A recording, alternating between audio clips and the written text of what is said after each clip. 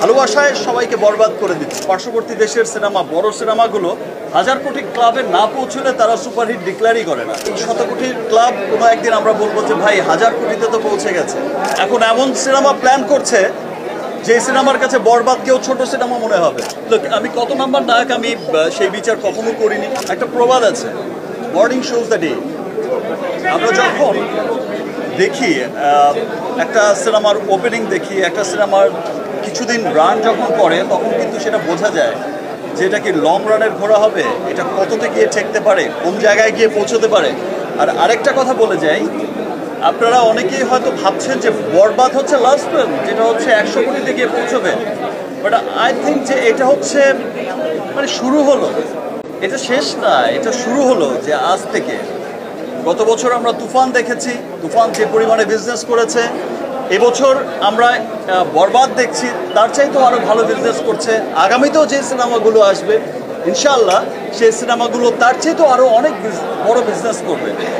আমি আপনারা একটা বিষয় লক্ষ্য করলে আমাদের পার্শ্ববর্তী দেশেই দেখবেন যে তাদের বড় ইন্ডাস্ট্রিতে এক সপ্তাহে 100 কোটি টাকা সেল হয়েছিল। সেটা ছিল তাদের কাছে বিরাট বড় ব্যাপার তৎকালীন সময়, এবং তারা খুব এক্সাইটেড ছিল এই 100 কোটি টাকার সেল নিয়ে। বাট যারা হচ্ছে মেকার ছিলেন, যারা হচ্ছে 100 কোটির ক্লাবে নিয়ে গেছেন, তাদের টার্গেট কিন্তু সে 100 কোটি ছিল না, তাদের টার্গেট 1000 কোটি ছিল।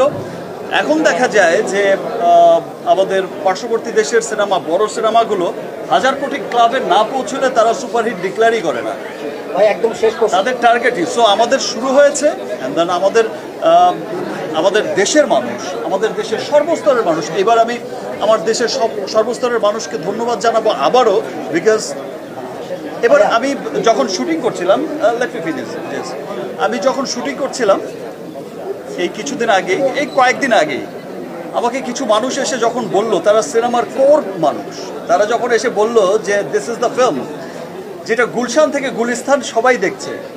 প্রথম কথাটা বুঝিনি, গুলশান আর গুলিস্তান কোথায়? দুই জায়গায় তো সিনেমা হল নেই, গুলশানও সিনেমা হল নেই, গুলিস্তানও সিনেমা হল নেই। ভাই ব্যাপারটা ওই রকম না, মানে গুলশান টু গুলিস্তান মানে সব শ্রেণীর মানুষ।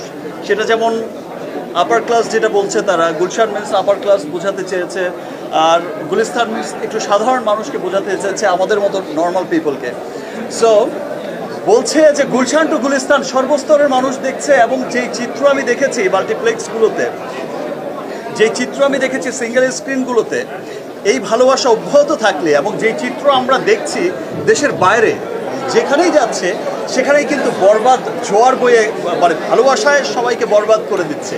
এই ভালোবাসা অব্যাহত থাকলে দেশ বিদেশের বাঙালিদের মধ্যে, বাংলাদেশিদের মধ্যে ইনশাল্লাহ আমরা এই 100 কোটির ক্লাব কোনো একদিন আমরা বলবো যে ভাই হাজার কোটিতে তো পৌঁছে গেছে ইনশাল্লাহ।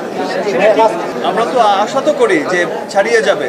এবং এই যে বরবাদ প্রডিউসার অ্যান্ড ডিরেক্টর, এই টিম কিন্তু এখন এমন সিনেমা প্ল্যান করছে যে সিনেমার কাছে বরবাদ কেউ ছোট সিনেমা মনে হবে। লোক, আমি কত নাম্বার নায়ক আমি সেই বিচার কখনো করিনি। আমার জীবনের শুরু থেকে আজ পর্যন্ত আমি কখনো নাম্বার নিয়ে চিন্তিত না। আমি কাজ করে যাই আমার দেশের মানুষের জন্য, আমি কাজ করে যাই যারা আমাকে ভালোবাসে, মন থেকে ভালোবাসে, যারা আমার সব সময় আমার সুখে দুঃখে আমার পাশে সব সময় থাকে। ভালোবেসে একটা শ্রেণীকে তো মানুষ সাকিবিয়ান বলে ডাকে।